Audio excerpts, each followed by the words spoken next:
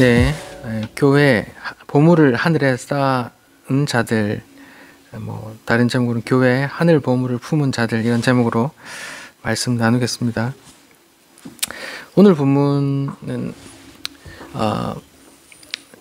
교회 건축을 앞두고 많이 인용되는 구절입니다.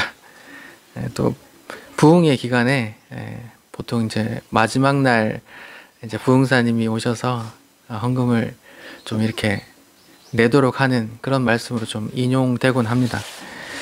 19절 20절 보면 너희를 위해서 보물을 땅에 쌓아두지 마. 그것은 누가 벌레들이 파먹을 수도 있고 누가 훔쳐갈 수도 있어.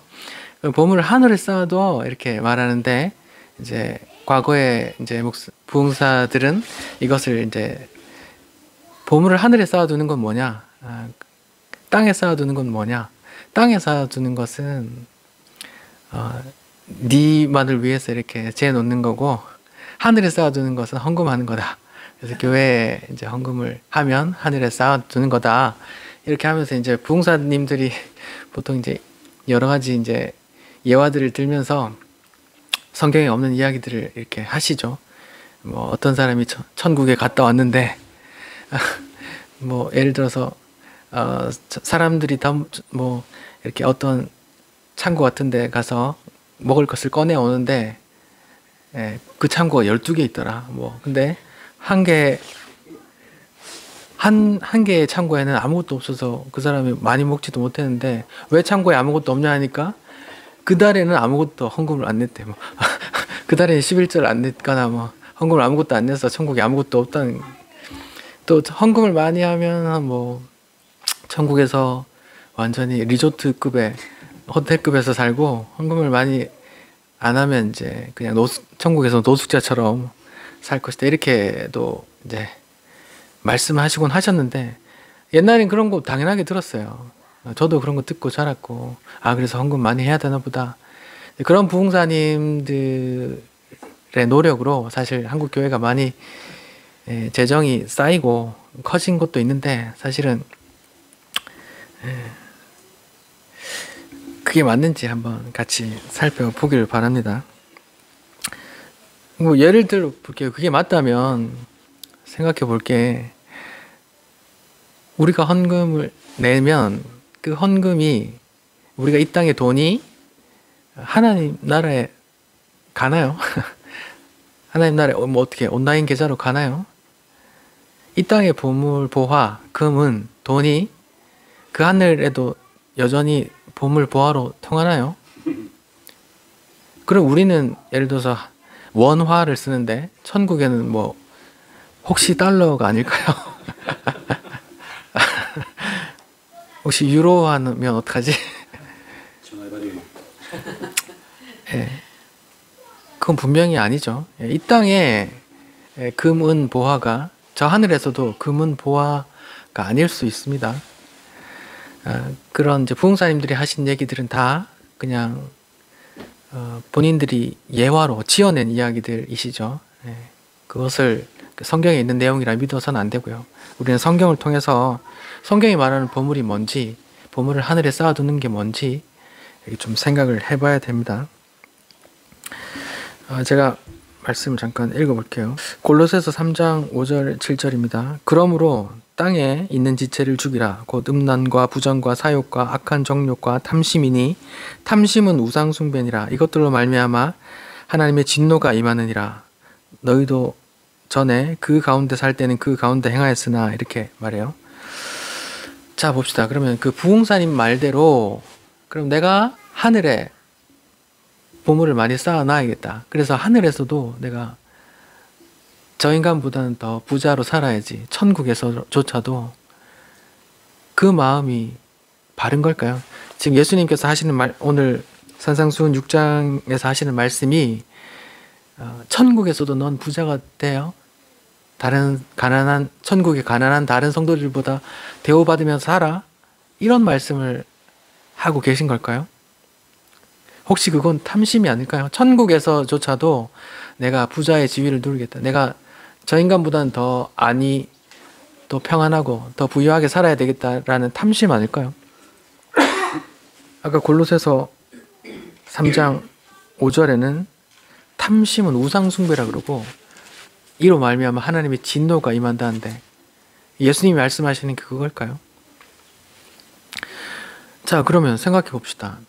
내가 내 혼자 쓰려고 우리 가족끼리만 쓰려고 쌓아두는 건 땅에 보화를 쌓아두는 거고 교회에 헌금해서 교회에 돈이 자꾸 쌓이는 건 하늘에 쌓이는 거라고요?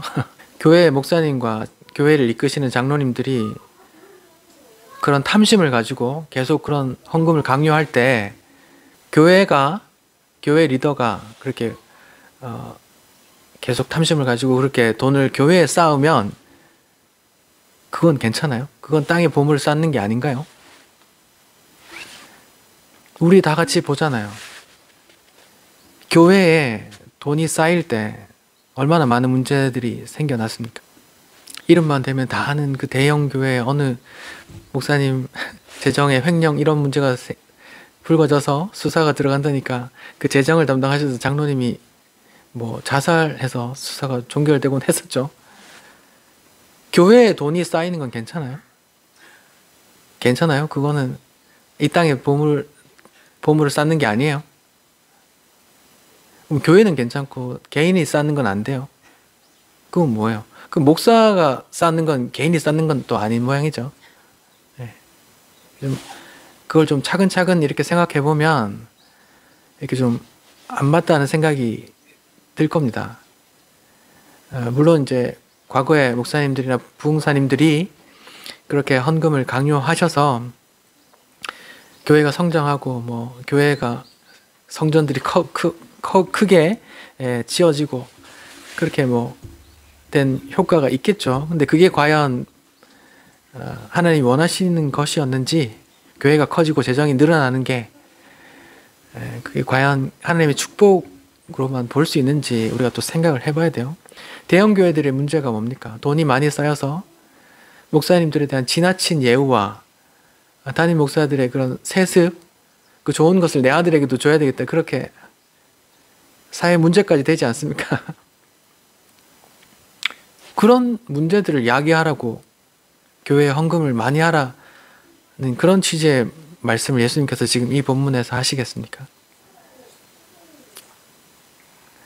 네, 그런 의문을 가지시고 여기서 보물을 하늘에 쌓아두라는 게 뭔지 한번 고민해 봤으면 좋겠습니다.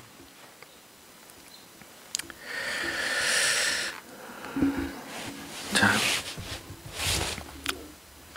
디모데전서 제가 읽어볼게요. 6장 9절 10절입니다. 디모데전서 6장 9절 10절. 부하려 하는 자들은 시험과 올무와 여러 가지 어리석고 해로운 욕심에 떨어지나니 곧 사람으로 파멸과 멸망에 빠지게 하는 것이라. 돈을 사랑함이 일만하게 뿌리가 되나니 이것을 탐내는 자들은 미혹을 받아 믿음에서 떠나 많은 근심으로 자기를 찔렀도다. 이렇게 말해요. 개인이 재물을 쌓고 혼자 잘 살려고 하는 건 돈을 사랑하는 것이고 탐심이고 일만하게 뿌리고, 그러면 목사님이 돈을 쌓는 건 그게 아니라고 할 수도 없잖아요. 부하려 하는 모든 자들, 예를 들어서 천국에서라도 내가 다른 놈보다 더 부자로 지위를 누려야지 라고 생각하는 것도 부하려 하는 자들이잖아요. 시험과 올무에 빠지고 여러 가지 해로운 욕심에 떨어지고 그 사람이 파멸과 멸망에 이른다고 하고, 10절에 보면 미혹을 받아 믿음에서 떠나게 된다고 하는데, 지금 예수님이 그런 말씀하고 계신 걸까요? 요즘 뭐 TV보다 유튜브를 더 많이 보는 시대인데 유튜브에서 가장 핫한 채널이 무슨 채널인지 아십니까? 바로 부자 되기 컨텐츠입니다. 부자 되는 투자 방법.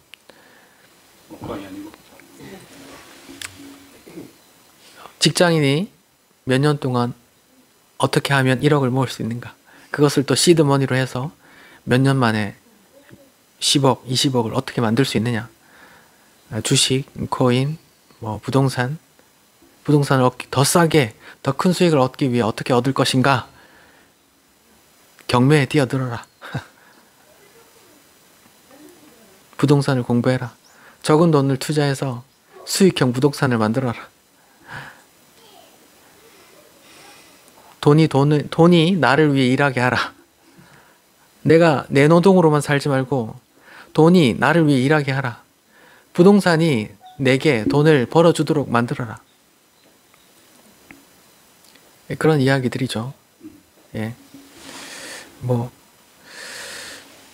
누굽니까? 워렌 버핏인가요? 주식에서 수익을 가장 많이 내는 사람 중에 한 사람이죠.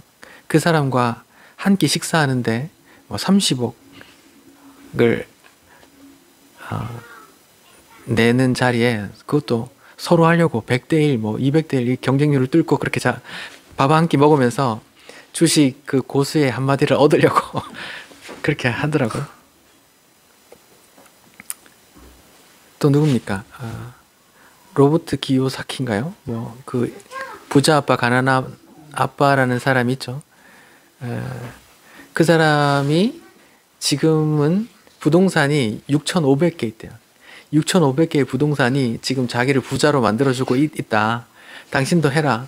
당신도 나처럼 될 수 있다. 이렇게 이제 계속 동기부여하는 책들을 내고 또 그 책들을 또 유튜버들이 이렇게 정리해주고 그런 것들이 조회수가 몇백만 조회수가 나오죠. 예. 부자 되려고 하는 마음, 그 마음이 또 그 부자들을 책을 쓰면 또 그 사람들을 더 부자로 만들어주고 또 그 책을 인용해서 유튜브에서 해설해주면 또 그 유튜버들도 조회수가 몇백만 돼서 광고 수익이 웬만한 연봉 이상 나온 걸로 알더라고요. 그러니까 지금 이 시대는 어느 시대보다 부자 되고자 하는 욕망이 강하게 표출되는 그런 것 같아요. 거기에 크리스찬이 있을까요? 없을까요? 그럼 크리스찬은 어떻게 해야 될까요?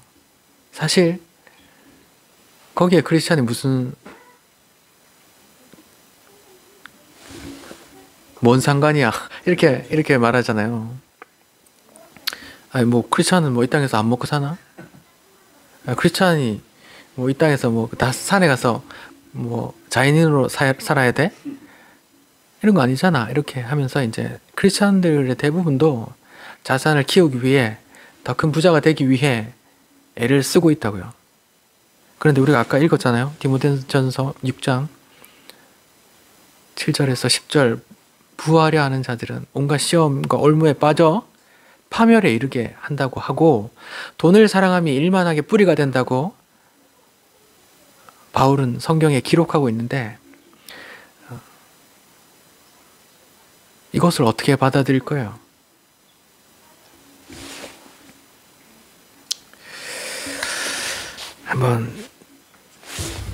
한번 들어보시기 바랍니다. 하나님께서 성도들에게 원하는 것이 부자 되는 걸까요? 그럼 성경에 부자에 대한 경고는 왜 이렇게 많아요? 예수님은 그 부자가 따르려 할 때 얼씨구나 하나님 뜻이 부자 되는 거야 하고 반기시지 않고 네 걸 다 팔아서 가난한 사람들에게 나눠주고 와. 나를 따라와. 이렇게 말씀하시는 건 또 뭐예요? 야고보서의 부자들에 대한 경고가 뭐예요? 말세에 네가 재물을 쌓았구나 하고 호통치는 건 뭐예요? 그러니까 하나님의 뜻이 성도가 부자 되는 것에 있는 게 아니란 말이죠. 초대교회 성도들이 제자들이 그렇게 부자로 살았습니까?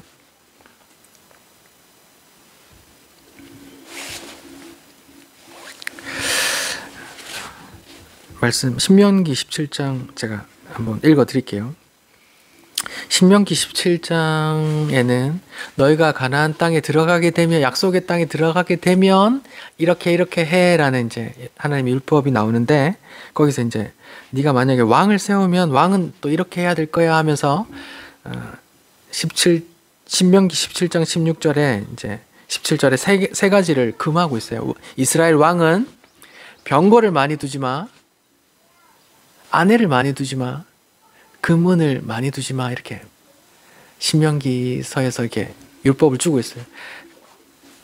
내가 너희를 출애굽해서 이제 약속의 땅으로 젖과 꿀이 흐르는 땅으로 들여보낼 텐데 그 땅에 들어가서 왕을 뽑는다면 그 왕은 이렇게 해야 돼 하면서 이제 세 가지를 금한 게 있는데 그게 바로 병거를 많이 두지 마, 아내를 많이 두지 마, 금은을 많이 쌓아두지 마예요.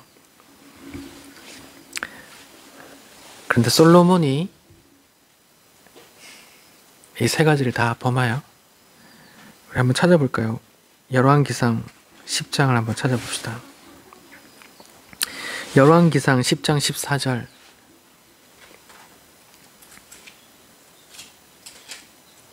제가 한번 읽어볼게요. 솔로몬의 세 입금의 무게가 금 666달란트요. 이렇게 나와요. 보세요. 솔로몬이 이렇게 세금을 걷었는데 금이 몇 달란트래요? 금이 몇 달란트래요? 예, 666달란트예요. 666 어디서 많이 들어보시지 않았어요? 666 어디 나오는 겁니까? 예, 요한계시록 13장에 나오는 그 짐승의 수죠. 지금 성경은 솔로몬이 그 신명기의 계명을 어기고 금을 왕창 모았다라고 이제 하면서 꼬집기를 그 666달란트라고 이렇게 탁 꼬집어서 쓰고 있어요. 이게 이제 하나님 진노하시는 거다 이런 걸 지금 이렇게 이 수로 표현하고 있는 거예요.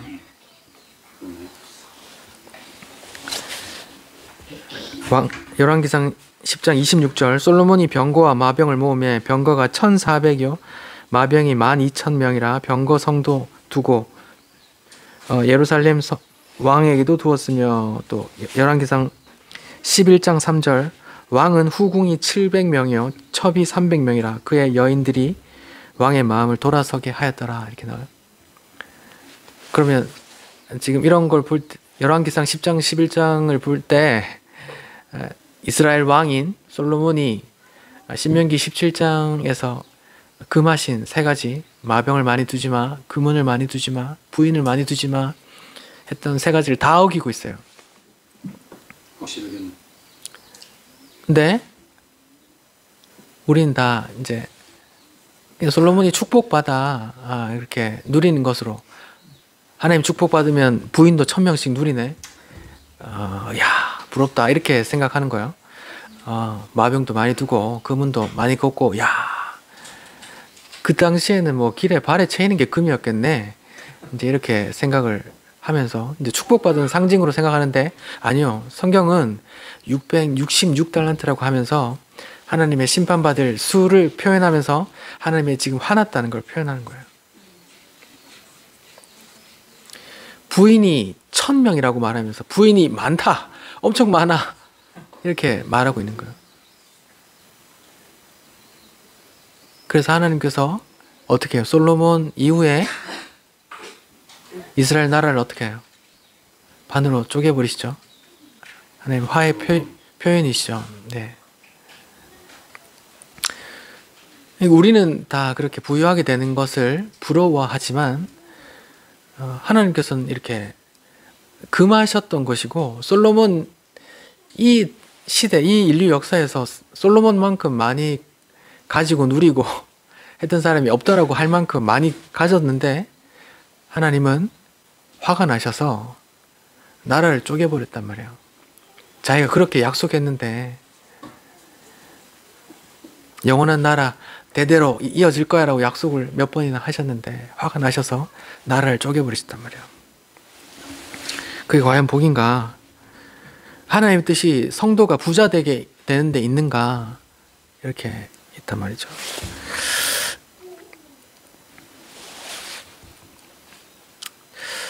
그러면은 지금 마태복음 6장 19절 20절에 지금 말하고 있는 하늘의 보물을 쌓는다는 건 뭐예요? 하늘의 보물을 일단 쌓아라는 취지잖아요. 그럼 하늘의 보물은 뭐고, 하늘의 보물을 그럼 어떻게 쌓는 거예요?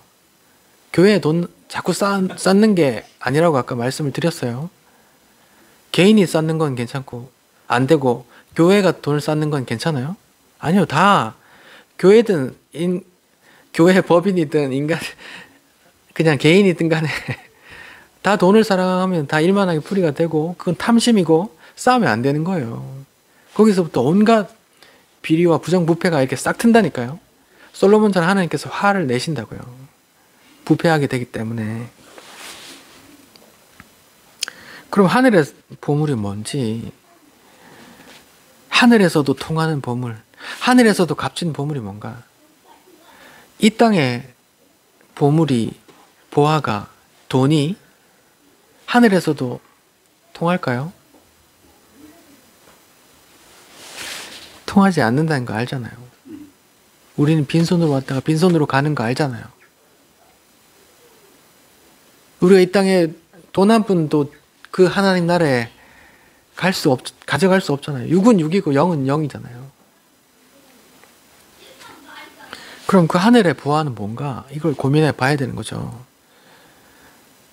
하늘의 보화는 뭐고 하늘의 보화를 어떻게 쌓을 수 있는지 고민해 봐야 되는 거잖아요. 성경을 통해서 한번 하늘의 보화가 뭔지 한번 찾아봅시다. 스바냐 1장 18절입니다. 제가 읽겠습니다. 스바냐 1장 18절. 그들의 은과 금이 여호와의 분노의 날에 능히 그들을 건지지 못할 것이며 이 땅이 여호와의 질투의 불에 삼켜지리니 이는 여호와가 이 땅 모든 주민들을 멸절하되 놀랍게 멸절할 것이며. 자, 스바냐서 1장 18절에 1장 후반절에 보면은 하나님의 날, 하나님의 심판 날에 대한 이야기가 나오는데 하나님의 심판 날에 금은이, 너희가 쌓았던 금은이 보호해 주는 거예요? 안 해주는 거예요? 그들의 금은이 여호와의 분노의 날에 그들을 건지지 못할 것이며 하잖아요. 우리가 재물을 이 땅에 아무리 많이 쌓았더라도 주의 재림하는 날에 그 재물이 나를 건져주지 못한다고요. 보증을 해주지 못한다고. 그 금은이 나를 천국으로 인도해 주는 게 아니란 말이에요. 그럼 주님 재림 날에 그게 다 커트 된다는 말이잖아요. 다 불살라진다는 말이잖아요. 그럼 금은이 그 하늘에 통하는 보화가 보물이 아니란 말이거든요. 잠언에 보면 금은보다 더 귀한 게 나와요.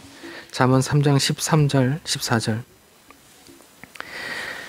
지혜를 얻은 자와 명철을 얻은 자는 복이 있나니 이는 지혜를 얻는 것이 은을 얻는 것보다 낫고 그 이익이 정금보다 나음이라고 해요. 잠언 3장에서 금, 은보다 더 귀한 게 있는데 그게 지혜란 말이에요. 다른 표현에 하면 하나님을 경외하는 지혜, 하나님을 아는 지혜, 하나님의 뜻을 아는 지혜, 하나님의 언약을 아는 지혜, 이렇게 표현할 수 있는데 하나님을 경외하는 지식, 지혜가 금, 은보다 더 귀하다고 성경은 말해요. 그러니까 이 땅의 금은 돈, 재화, 보물이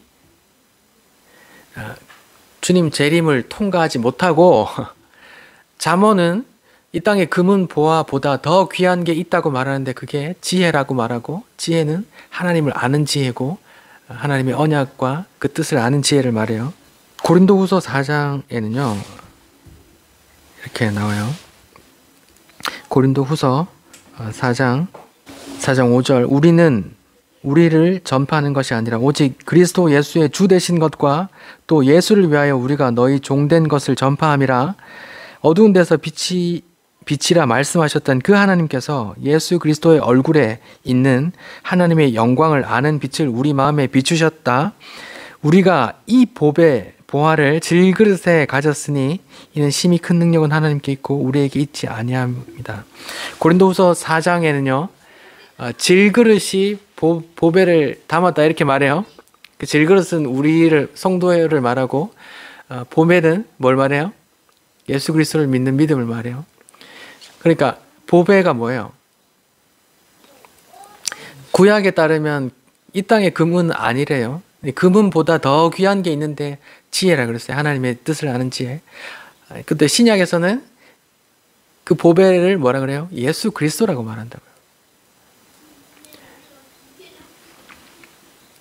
골로새서 2장에는 더 분명하게 나와요. 골로새서 2장 1절 내가 너희와 라오디게아에 있는 자들과 무릇 내 육신의 얼굴을 보지 못한 자들을 위하여 얼마나 힘쓰는지를 너희가 알기를 원하노니 이는 그들로 마음의 위안을 받고 사랑 안에서 연합하여 확실한 이해의 모든 풍성함과 하나님의 비밀인 그리스도를 깨닫게 하려 함이니 그 안에는 지혜와 지식의 모든 보화가 감추어져 있느니라 이렇게 말해요. 그러니까 그리스도 안에 모든 지혜와 보화가 다 감춰 있다 이렇게 말해요. 성경에서 지금 보화를 계속 찾고 있는데 보화를 찾아보니까 이 땅의 금은이 아니래요. 금은이 그 하나님 나라에 통하지 않는데요. 그럼 금은보다 더 귀한 게 있는데 뭐예요? 하나님을 아는 지식이고 또 신약에 넘어오니까 그 예수 그리스도 안에 모든 보화가 담겨져 있다고 말해요.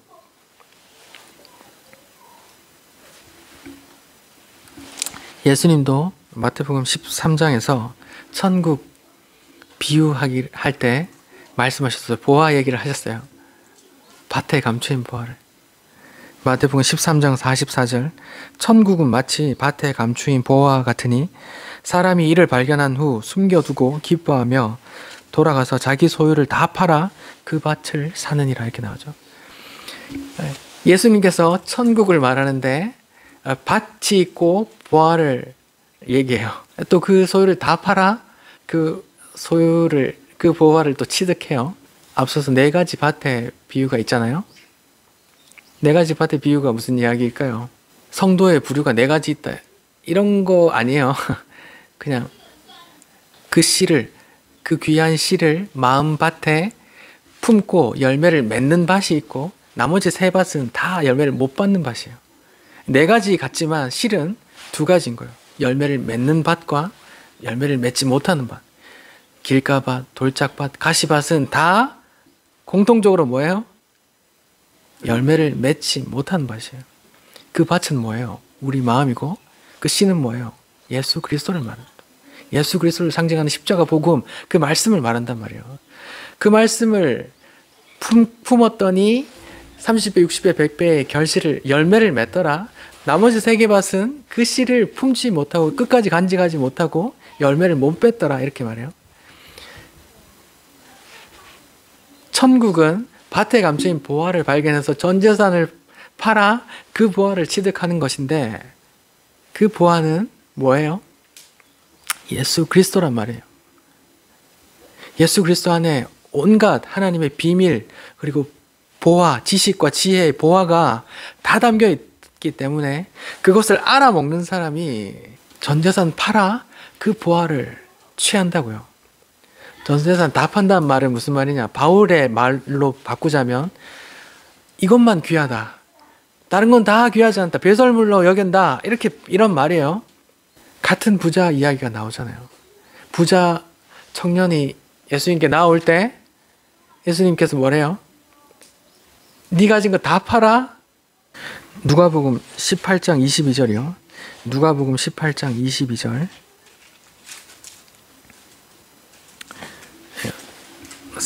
공간복음, 마태복음, 마가복음 다 같이 나오는 말씀인데 누가복음 18장 22절 예수께서 이 말을 들으시고 이르시되 네게 아직도 한 가지 부족한 것이 있으니 네게 있는 것을 다 팔아 가난한 자들에게 나눠주라. 그리하면 하늘에서 네 보화가 있을 거야. 나를 와서 따라라 이렇게 말해요. 여기도 부자가 나오고 가진 거 다 팔아 나눠주라 그러고 하늘에 보화가 있다고 하고 나를 따르라고 그래요. 뭔가 연결되는 것 같지 않으세요? 그러니까 밭에 감추인 보화를 발견하는 사람, 그 보화 말고는 다른 건 다 소중하지 않네? 하박국 말로 바꾸면 무화과 나무 잎이 마르고 밭에 소출이 없어도 난 여호와로 즐거워하리 이란 말이고 바울의 말로는 이것보다 귀한 게 없네. 주 예수보다 귀한 것이 없네. 나 오직 십자가만 자랑할 거야. 예수밖에는 없네. 주 예수보다도 귀한 것이 없네. 내가 이전까지 내가 자랑했던 그 율법에 나의 의들이 다 배설물 같네. 세상에 내가 바리새인 중에 바리새인이고 베냐민 집하고 내가 가브리엘 무슨 집안가요? 무슨 학자의 학자의 제자고 뭐 그런 지금 막 생각이 안 나는데 아무튼 자기가 자랑해왔던 그 모든 것들이 다 배설물처럼 여겨지고 예수 십자가만 되게 귀하네 이렇게 이제 그걸 알아먹고 보화를 알아먹고 그 모든 것들이 다 소중하지 않게 그 상대적으로 이게 더 소중하게 여겨진단 말이에요. 그게 보화를 발견한 사람이란 말이에요. 애들 찬송이 있는데 천국은 마치 밭에 감추인 보화 땅속에 묻힌 아무도 모르는 보석 비밀 이렇게 나오는데 그래요. 그것을 근데 보는 사람이 있고 못 알아보는 사람이 있어요. 안타깝지만 천국 하늘의 보화가 뭔지 말하고 있어요. 지금 성경을 통해서 하늘에서도 가장 가치 있는 게 뭔가 그 보화가 뭔가를 성경을 이렇게 구약부터 찾아봤더니 뭐예요? 이 땅의 금은이 아니라 밭에 감추인 보화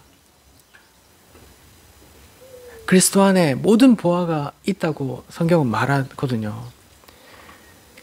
그 예수를 알아보고 믿고 구주로 영접하는 자들이 하늘의 보화를 간직하는 것이고 그것을 다른 말로 하늘의 보화를 쌓아두는 것이란 말이에요. 예수를 내 안에 영접했어요. 뭐 벼룩이나 동록이 내 그 보화, 내 예수를 내가 영접한 구주 예수를 뺏어갈 수 있어요? 세상에 그 무엇이 예수를 내게서 빼앗아갈 수 있어요? 안 된다는 말입니다. 그 보화를 내가 품는 것, 주 예수를 주와 그리스도로 내가 영접하는 것, 내 머리로 삼는 것, 내 신랑 삼아 순종하는 것, 그것을 하늘의 보화를 내가 품은 것이고 그것을 전재산을 팔아 그것을 사는 것이고 내가 예수를 영접하고 그것을 품으면 히브리서 11장의 그 선배 성도들처럼 이 세상의 악한 세력들이 다 막 목숨을 빼앗아갈 만큼 빼앗아가도 그것을 빼앗아가지는 못한단 말이에요. 그래서 동록이나 도둑이 훔쳐가지를 못해 이렇게 말하는 거예요. 마태복음 6장 19절 20절 너희를 위해서 보물을 땅에 쌓아두지 마 이렇게 말해요. 이 땅의 재물 너무 쌓으려고 하지 마 이런 말이에요. 그럼 재물을 하늘에 쌓아라는 말은 무슨 말이에요? 하늘에서조차 가장 귀한 보화를 네가 가져야 돼 이런 말이에요.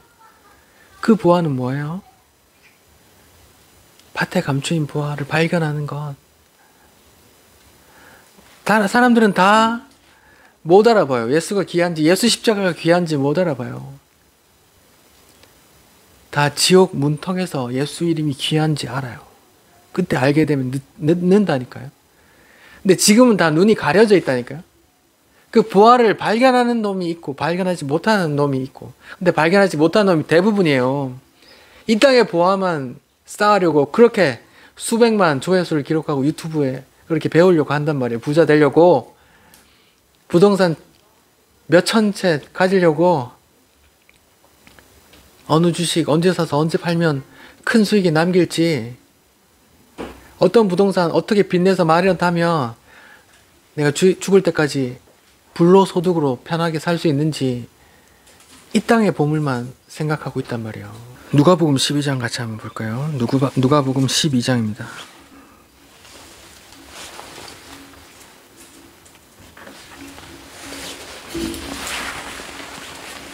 누가복음 12장 13절입니다. 제가 읽을게요.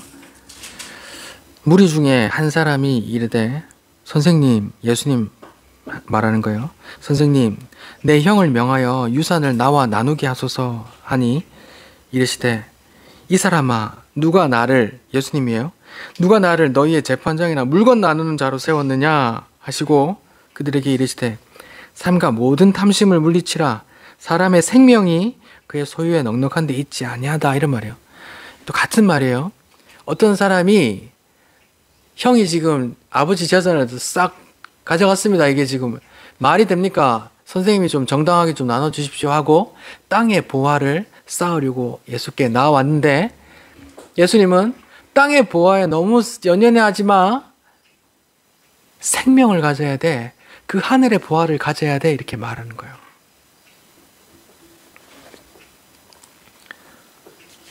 아니 예수님은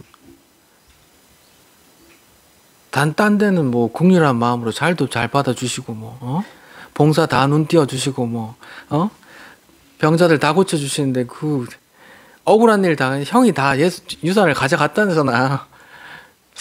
그 사람이 찾아와서 좀 예수님 좀 이렇게 좀 꾸짖어 주시고 좀 이렇게 반반씩 좀 똑바로 나누게 해주세요. 했더니 이렇게 말, 야 탐심이야 임마.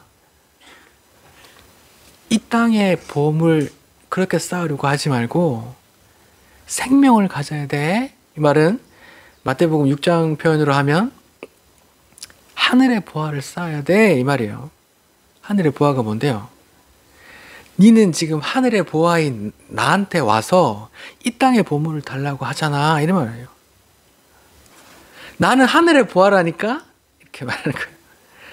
야, 넌 지금 나한테 와서 그거 구하면 안 돼. 다른 거 구해야 돼. 이런 말이에요. 계속 읽어볼게요.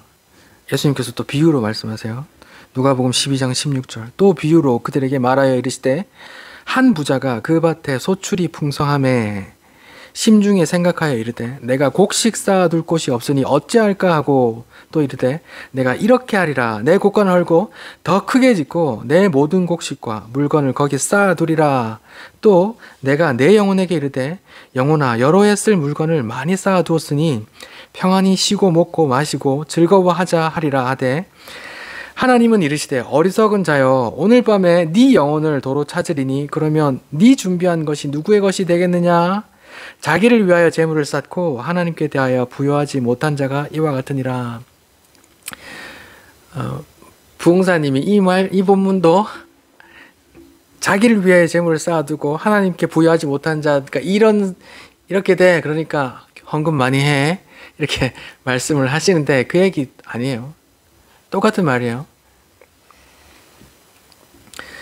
어떤 한 사람이 소출이 많아서 이거 어떡하지 해서 이제 곡간을 헐고 새로 지어야겠다. 크게 짓고 이제 곡식을 꽉꽉 채워놨어요. 이제 맘 놓고 이제 먹고 마시고 즐겁게 살아야 되겠다. 모든 준비가 끝냈어. 이제 내 노후가 이제 끝났어. 하는데 하나님이 어리석은 자야 내가 오늘 밤 너를 부르면 그게 무슨 소용이 있니? 이런 말이에요. 이 땅의 보물이 하나님의 나라에 소용이 있단 말이 없단 말이에요. 소용이 없단 말이거든요. 이 땅에서 그렇게 부하려고 애쓰는 모든 사람들에게 지금 성경은 말하기를, 예수님은 말하기를 이 땅의 모든 보화가 하나님의 나라에서 통하지 않는다고 말하는 거예요. 네가 네 재물에 부여하고 하나님께 대하여 부여하지 않아. 무슨 말이에요? 하나님 나라에서 통하는 게 아무것도 없어 이 말이에요. 하나님 나라에 통하는 보화가 뭐예요? 우리가 아까도 봤듯이 예수 그리스도란 말이에요. 예수 그리스도를 품으면 어떤 부흥사님 말대로 교회 헌금 많이 하면 하나님께 대하여 부여해진다 이게 아니고, 지금 그 앞에도 지금 유산 나눈 거 얘기하면서 넌 지금 나한테 와서 이 땅의 보물을 구할 게 아니라 저 하늘의 보물을 구해야지, 생명을 구해야지, 생명을 얻어야 될 거 아니야. 이 땅의 보물에 생명이 있는 게 아니야 라고 말씀하시면서 이 비유를 하시잖아요. 이 땅의 보화가 다가 아니라니까. 저 하늘 나라에 하나도 가져갈 수 없다니까. 하나님께서 하나도 안 쳐준다니까. 하나님 나라에서 부유하게 되는 건 하나님 나라의 보화를 가져야 돼. 그게 뭐예요? 예수를 가져야 된단 말이에요. 형이 내 유산 싹 다 가져가서 억울한 사람이 찾아왔는데 예수님이 오히려 꾸짖으세요. 그 국률이 많고 인자하신 분이 꾸짖으세요. 야 임마, 내가 지금 물건 나누는 자로 왔는지 아냐? 왜 날 못 알아봐? 난 하늘의 보화란다. 그 하늘의 생명이란다. 난 하늘에서 내려온 떡이야. 날 알아봐야 돼. 하시는 말씀이라고요. 그 금은 보화가 하나님 나라에 아무 소용이 없단다. 넌 그 하나님 나라에 통하는 보물을 가져야 돼. 그 생명을 가져야 돼. 생명은 뭐예요? 우리에게 하늘에서 내려와 우리에게 생명을 주신 분이 누구예요? 예수님이잖아요. 그게 구약의 광야에서 만나 이야기고, 신약 복음서에 나오는 그 오병이어 7병 2, 3, 5 이야기고 그렇잖아요. 요한복음에 보면 그 오병이어 다음에 계속 그 내가 하늘에서 내려온 살아있는 떡이라고 날 먹으라고 말하거든요. 근데 사람들은 무슨 우리가 식인종인지 아나 사람을 먹으라고 왜 그래? 이렇게 한단 말이에요. 예수님은 안타까워 하시는 거예요. 왜 날 못 알아봐? 내가 하늘에서 내려온 떡이야. 야 임마, 내가 물건 나누는 사람으로 왔는 줄 아니? 내가 이 땅에 보화를 너에게 주려고 온 거 아니야. 왜 날 못 알아보니? 나는 생명이야. 너는 내게 이 땅의 보물을 구할 게 아니라 그 생명을 구해야 돼. 이런 말이에요. 그런데 안타깝게도 그 보화, 그 하늘의 보화를 알아보는 사람이 적어요. 그래서 적은 무리여라고 말하는 거예요. 마태복음 13장 제가 읽어볼게요. 마태복음 13장 10절부터 그 네 가지 밭 비유 이야기하면서 하는 말이에요. 제자들이 예수께 나와 이르되 어찌하여 그들에게 비유로 말씀하십니까? 지금 내 비유에 대해서 말씀하시니까 대답하여 이르시되 천국의 비밀을 아는 것이, 아까 천국의 비밀, 아까 골로새서에 뭐라고 그랬어요? 하나님의 비밀, 지혜, 지식, 보화가 다 누구라고 그랬어요? 예수 그리스도라 했잖아요. 그 천국의 비밀, 예수 그리스도를 아는 것이 너희에게는 허락되었으나 그들에게는 허락되지 않았어. 무릇 있는 자는 받아 넉넉하게 되고 없는 자는 그 있는 것도 자기가 가졌다고 생각하는 율법의 의조차 사실은 다 없는 거기 때문에 뺏겼다고 말하는 거예요. 그러므로 내가 그들에게 비유로 말하는 것은 그들이 보아도 보지 못하며 들어도 듣지 못하며 깨닫지 못함이라. 이사야의 예언이 그들에게 이루어졌으니 일렀을 때 너희가 듣기는 들어도 깨닫지 못할 것이요 보기는 보아도 알지 못하리라. 이 백성의 마음이 완악하여져서 그 귀는 듣기에 둔하고 눈은 감았으니 이는 눈으로 보고 귀로 듣고 마음으로 깨달아 돌이켜 내게 고침받을까 두려워함이라 하였느니라. 그러나 너희 눈은 봄으로 너희 귀는 들음으로 복이 있도다. 이렇게 말해요. 예수님께서 네 가지 밭의 비유 이야기를 하면서 왜 비유로 이야기해 주세요? 어렵게 하니까 이거는 비밀이라서 그 비밀을 아는 게 너희에게는 허락됐는데 저들에게는 허락되지 않았어 하면서 이사야 6장 말씀을 하시는데, 이사야 6장에는 이런 이사야가 하나님을 뵙고 이제 아이고 내 죽었구나 하는데, 나는 거룩하지 못한 자인데 하나님 배웠구나 하는데, 이제 천사가 와서 이 부직갱이로 입을 대면서 거룩해졌어 하면서 하는 말이 이제, 그러면서 하나님이 이제 나를 위해 누가 가주지? 내 할 일이 있는데 나를 위해서 누가 좀 가줬으면 좋겠는데 누가 가지? 하니까 이사야가 제가 가겠습니다 하니까, 가서 제가 뭘 할까요? 하니까 가서 사람들 귀 막고 눈 가리고 와. 이렇게. 그게 무슨 말입니까? 언제까지 그래야 됩니까? 싹 다 없어질 때까지, 그루터기만 남고 없을 때까지 그래? 이런 말이에요. 보세요. 제가 지금 복음을 전해요. 예수님께서도 이때 복음을 전하시고 비유를 말씀하시고 그 하늘의 보화를 말씀하시는데 잘 못 들었죠. 못 알아들었죠. 제가 지금 그 복음을 똑같이 말한단 말이에요. 근데 누가 알아들을까요? 누가 듣고 싶겠어요? 이 땅에 부자 되지 마 라고 말하는데 누가 듣겠어요? 이 땅에 보물 그렇게 쌓는데 애쓰지 마 라고 말하는데 누가 제 말을 귀담아 듣겠어요? 제 이 설교 영상 조회수 몇 명 안 나옵니다. 예. 그 부자되기 채널에 비하면 정말 몇만 분의 1밖에 안 돼요. 누가 듣겠어요? 부자 경고하고 있는데 이 땅에 재물 쌓는 게 있는 게 아니야. 넌 이 땅에 재물 쌓지 말고 저 하늘의 보화를 쌓으라는데 그 말을 누가 듣겠어요? 이 땅이 다인 줄 알고 이 땅에서 다들 잘 살려고 이 땅에서 다 부자 되려고 애를 쓰는데 이 복음을 누가 듣겠냐고요. 그 과거의 부흥사들의 말씀에 따르면, 또 차별 상급론자들에 따르면 내가 헌금 많이 해서 이 땅에서도 부자 되고 저 천국에서도 부자 될 거라는 말이잖아요.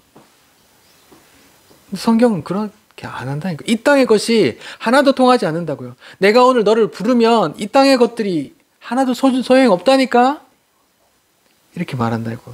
솔로몬에게 성경이 아까 솔로몬이 금을 거뒀더니 666달란트라고 이렇게 꼬집어서 말하고 있잖아요. 그 666이 요한계시록에 나오면 또 뭐예요? 짐승의 수라고, 하나님 심판받을 수로 나온다고요. 성경 저자가 왜 그렇게 콕 집어서 그렇게 금을 거뒀더니 666달란트라고 하느냐? 하나님이 진노 받을 거라고 하는 거예요. 이 땅에 보물 쌓지 마. 그 하늘에 보물 쌓아. 이렇게 말하고 있는 건데 그걸 누가 듣겠어요? 오늘 본문 마태복음 6장 21절 계속 보겠습니다. 내 보물이 있는 곳에 네 마음도 있다. 네 보물이 어디 있어? 아, 이 땅에 보물을 쌓았어? 그럼 네 마음이 어디 있어? 이 땅에 있는 거지? 그러면 주님 오실 때 네 쌓은 보물이 불에 탈 때 너도 같이 물에 다 심판받을 거야. 그런데 네 마음이 어디 있니? 네 보화가 어디 있어? 아, 저 하늘에 있어? 저 하늘의 보화를 네가 가졌어? 그럼 네 마음이 저 하나님 나라와 그 의에 있는 거네? 골로새서 3장의 표현대로 하면 그럼 네가 위의 것을 찾겠네? 예수 그리스도께서 보좌에 앉으신 그 위의 것을 찾겠네? 그럼 주님 오실 날을 소망하겠네? 이렇게 말한다고요. 여러분의 보물은 어디 있습니까? 그러면 보물이 있는 곳에 마음이 있다고 하는데 여러분의 마음은 어디 있습니까? 만약에 이 땅에 보물에 있다면 이 땅의 보물이 불탈 때에 여러분의 마음도 함께 불탈 겁니다. 여러분의 마음, 여러분의 보물이 그 하늘의 것이라면 여러분의 마음은 그 하늘에 있는 것이고 그 위에 있는 것이고 그 하나님의 나라와 그 의를 구하는 자일 것입니다. 이렇게 말하는 거예요. 22절 눈은 몸의 등불이니 그러므로 내 눈이 성하면 온몸이 밝을 것이고 눈이 나쁘면 온몸이 어두울 것이니 그러므로 내게 있는 빛이 어두우면 그 어둠이 얼마나 더하겠느냐. 지금 그 하늘의 보화를 알아보는 놈이 있고 못 본 놈이 있다 이 말이에요. 눈이 어두우면 못 본다 가잖아요. 요한복음 9장에 보면 날 때부터 소경된 자가 나오거든요. 날 때부터 소경된 자가 예수님이 이렇게 침을 뱉어서 이겨서 막 진흙 이겨서 이렇게 비춰주고 이렇게 눈 뜨게 해주잖아요. 바리새인과 서기관들은 예수를 주와 그리스도로 못 알아보잖아요. 하나님 아들로 생명으로 그 하늘의 보화로 못 알아보는데 그 눈 뜬 자는 어떻게 봐요? 예수님을 알아보고 이제 경배한단 말이에요. 거기에 눈 뜬 자와 눈 봉사가 누군지 나온다고요.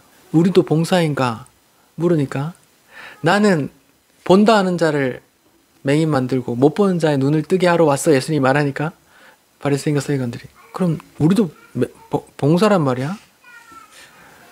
네가 못 본다고 하면 내가 띄워줄 텐데 네가 본다고 하니까 네 죄가 그대로 있다 이렇게 말하거든요. 그러니까 그들이 오히려 본다고 하는 그들이 예수를 보지 못하는 자고 눈 봉사로 이렇게 등장했던 그 사람, 날 때부터 소경된 그 사람이 눈을 떴더니 예수를 보게 되잖아요. 그 보화를 발견한 사람이에요. 출교할 위험을 무릅쓰고 그 보화를 쫓아가는 거거든요. 전 재산을 팔아. 내 가진 가족 재산 다 잃어도 그 보화를 찾는 거예요. 같은 맥락으로 예수님은 이 땅의 보화를 구하러 온 그 사람에게 야 임마 내가 물건 나누는 사람이냐? 내가 이 땅에 이 땅의 재물을 주러 온 줄 알아? 탐심을 물리쳐. 그 생명이 소유에 넉넉한 데 있지 않아. 이 땅의 재물이 있지 않아. 너는 생명을 찾아야 돼. 하늘의 보화를 찾아야 돼. 하늘의 생명인 생명의 떡으로 내가 여기 네 앞에 와 있잖아. 왜 날 못 알아보냐? 너는 왜 내게 와서 이 땅의 보물을 찾냐? 네 앞에 생명이 있는데, 하늘의 보화가 있는데 왜 날 못 알아보냐? 이 말이에요. 24절, 한 사람이 두 주인을 섬기지 못할 것이니 혹이를 미워하고 저를 사랑하거니와 혹이를 중히 여기고 저를 경히 여김이라. 너희가 하나님과 재물을 겸하여 섬기지 못하느니라. 지금 예수님이 두 주인을 이야기해요. 두 주인이 있어요. 두 주인이 있어요, 이 땅에. 하나는 하나님이고 하나는 재물이요. 그 말은 다른 말로 말하면 하나님을 주인 삼는 자가 있고 재물을 주인 삼는 자가 있단 말이에요. 근데 그 두 개는 한꺼번에 할 수 없어 라고 말해요.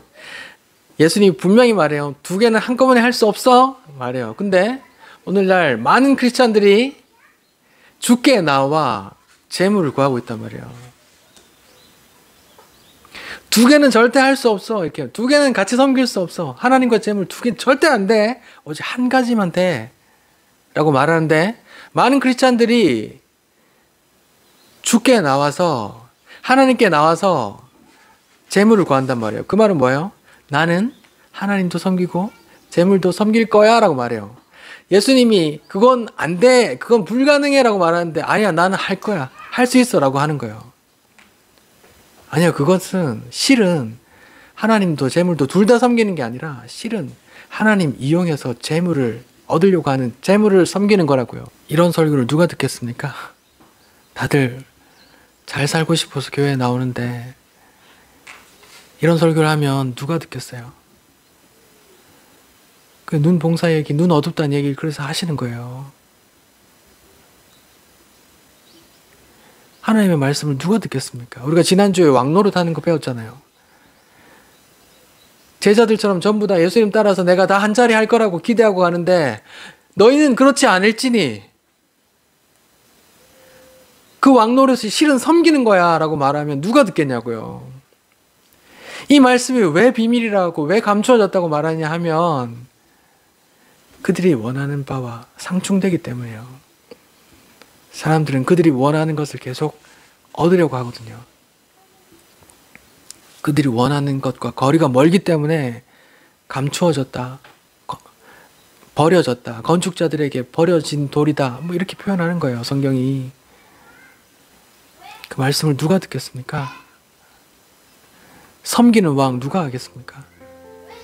모두가 이 땅에 부자가 되고자 교회에 나오는데 그거 두 개 동시에 안 된다고 말하는데 누가 이런 설교, 이런 복음 듣겠냐고요.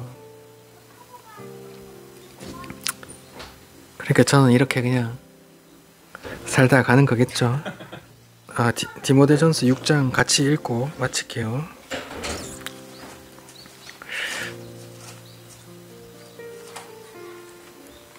디모데전서 6장 6절부터 읽겠습니다.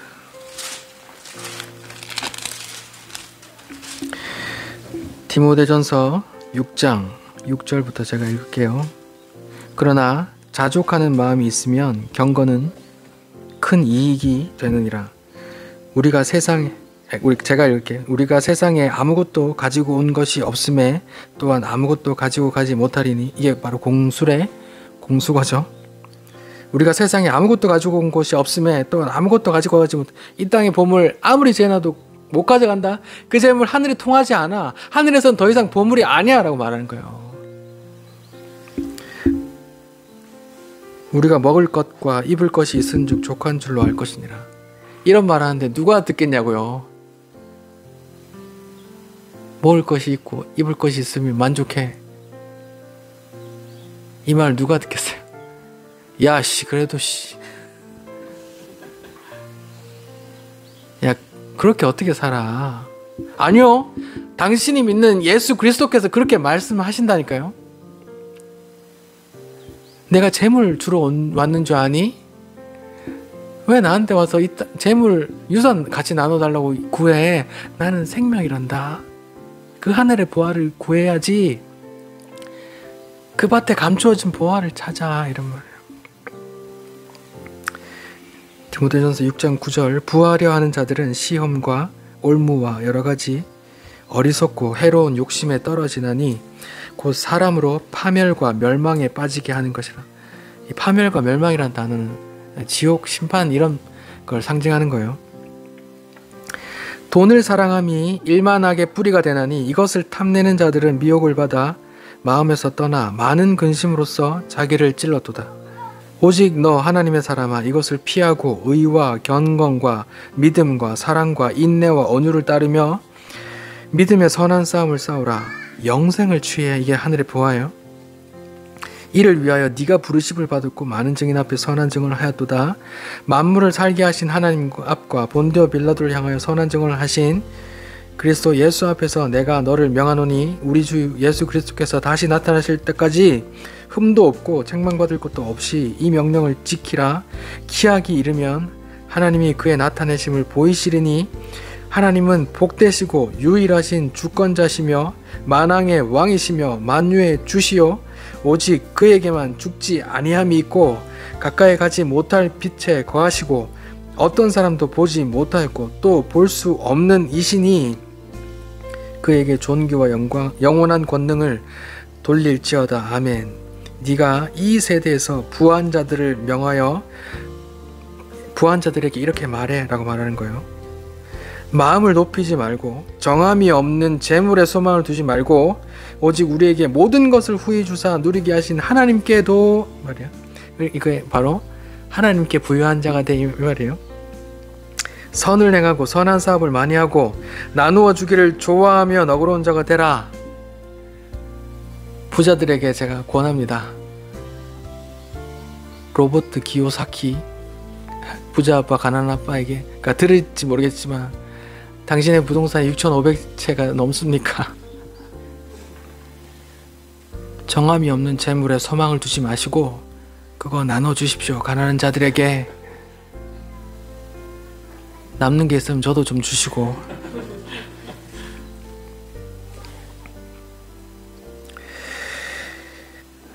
이것이 장래에 자기를 위하여 좋은 터를 쌓아 참된 생명을 취하는 거예요. 생명을 취하는 거라잖아요.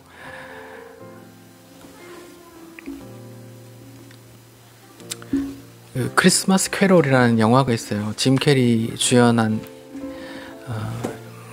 스크루지 이야기 애니메이션 영화인데요.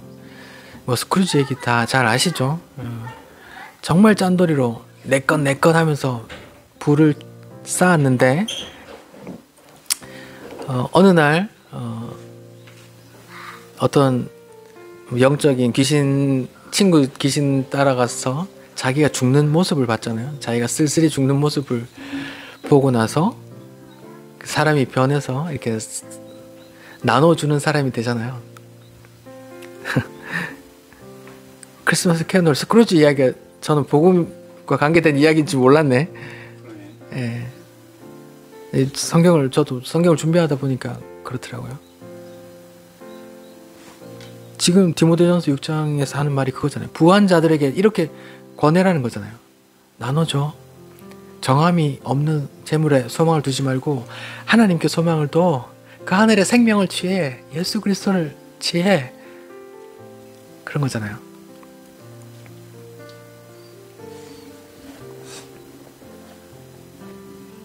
이것이 장래에 자기를 위하여 좋은 터를 쌓아 참된 생명을 취하는 것이라고 합니다.